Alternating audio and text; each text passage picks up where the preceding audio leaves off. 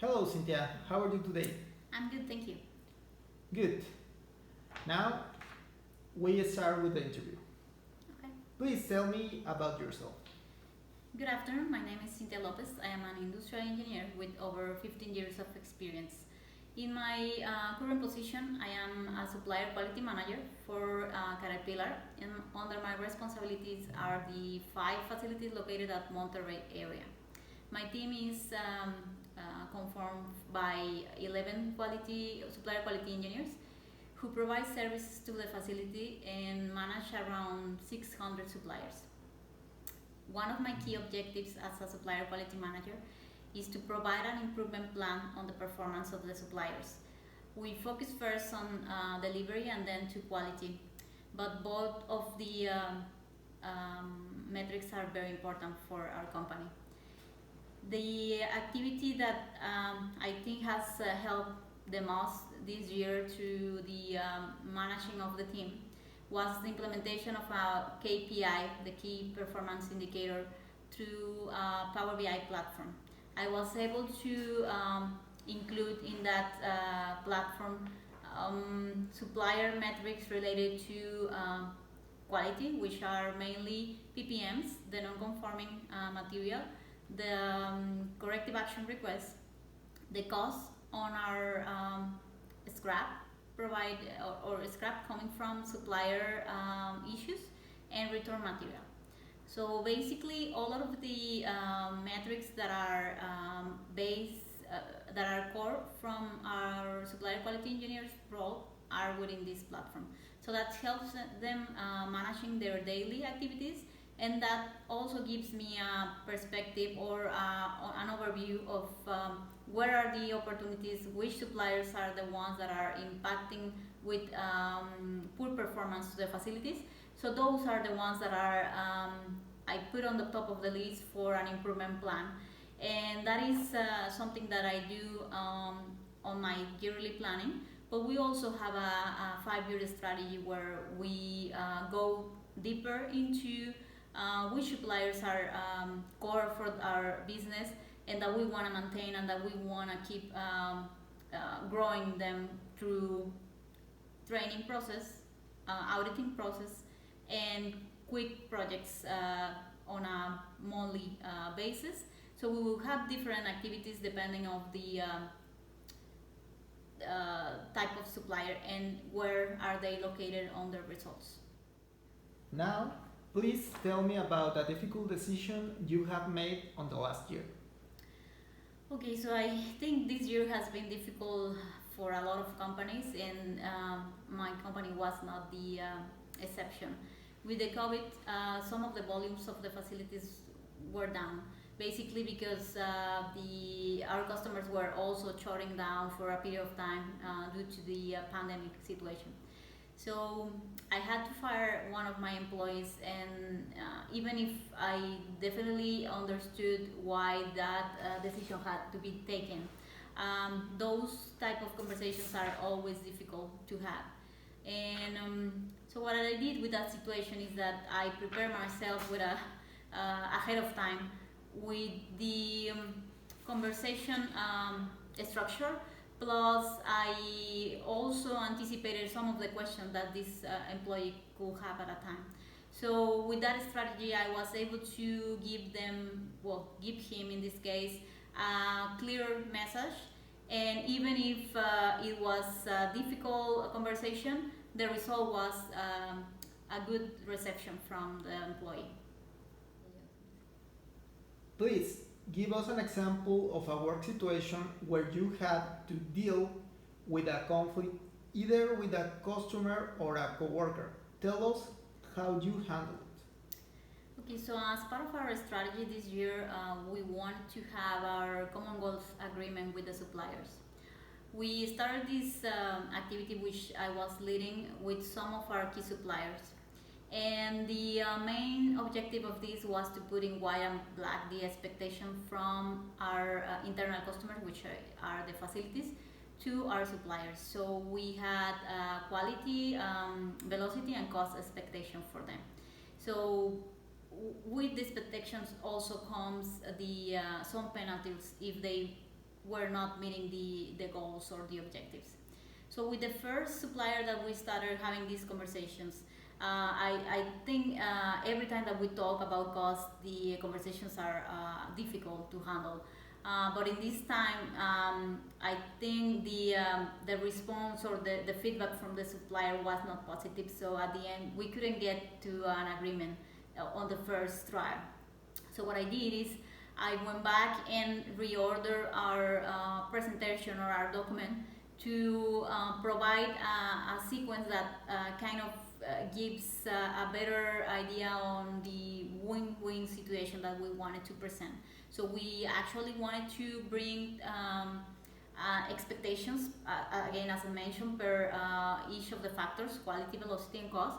But we want them to be aware of the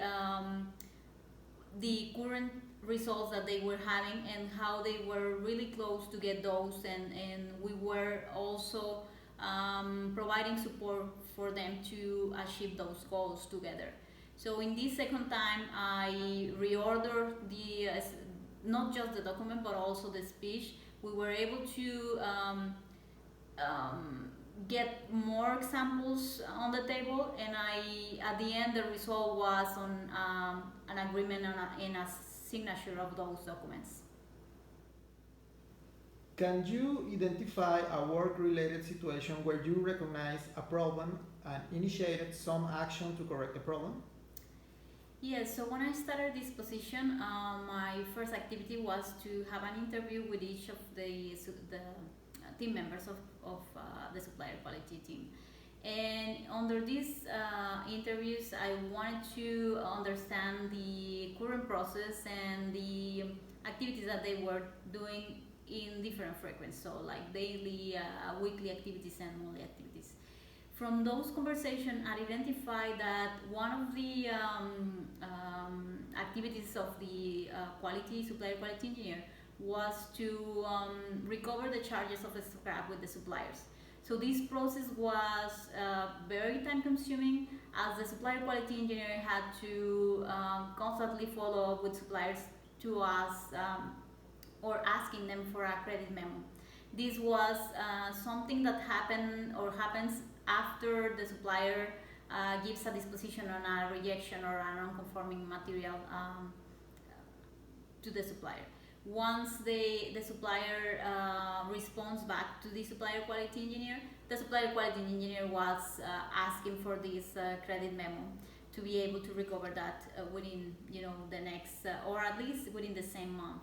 But this was again something that was requiring a lot of time. So what I did is that I had a meeting with our finance team and first started making the steps together or laying out the steps to understand if there could be any other way to do that operations.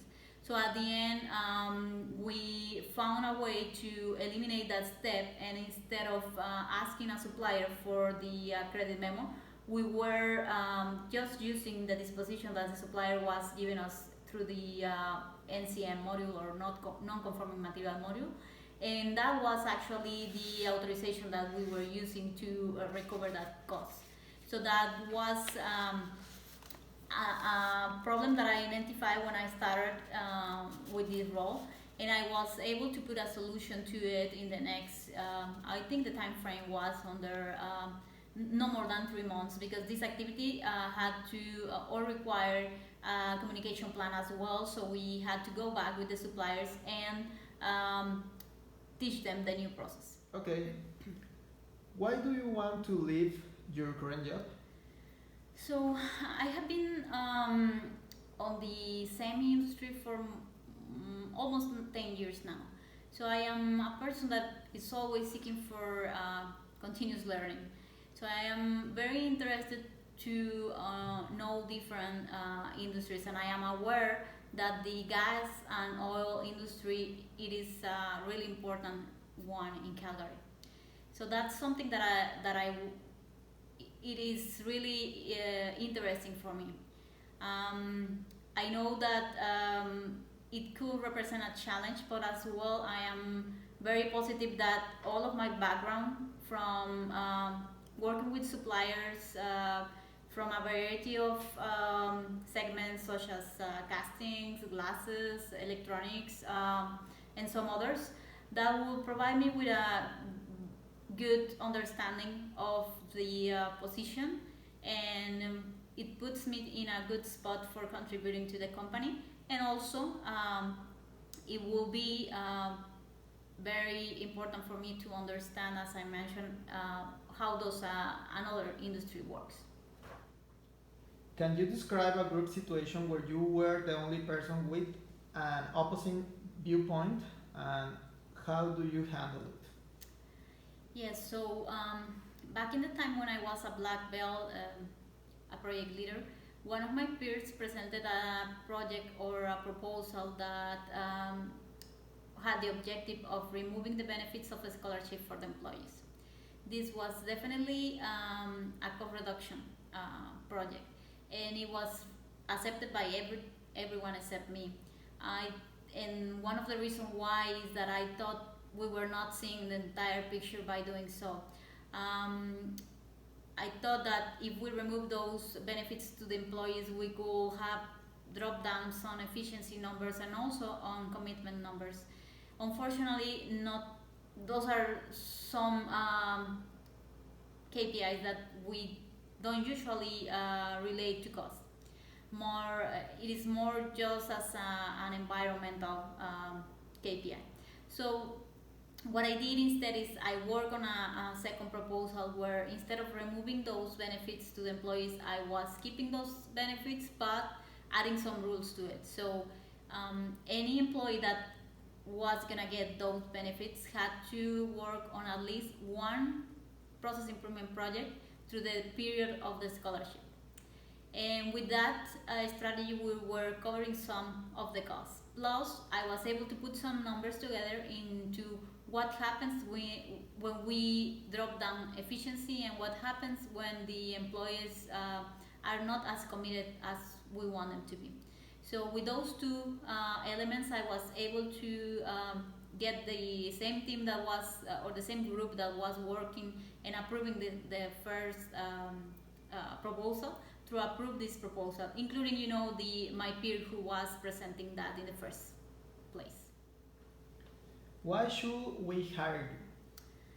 So going back to the open position that you have, I'm very positive that my background is very aligned with the requirements that you have on the open position.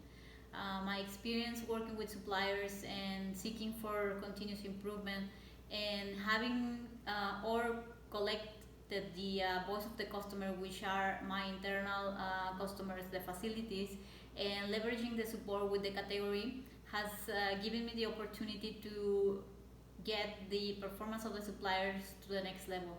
And I think, from reading the open position, I know that that is basically the objective of your position as a supplier performance lead. Thank you for the interview. Thank you.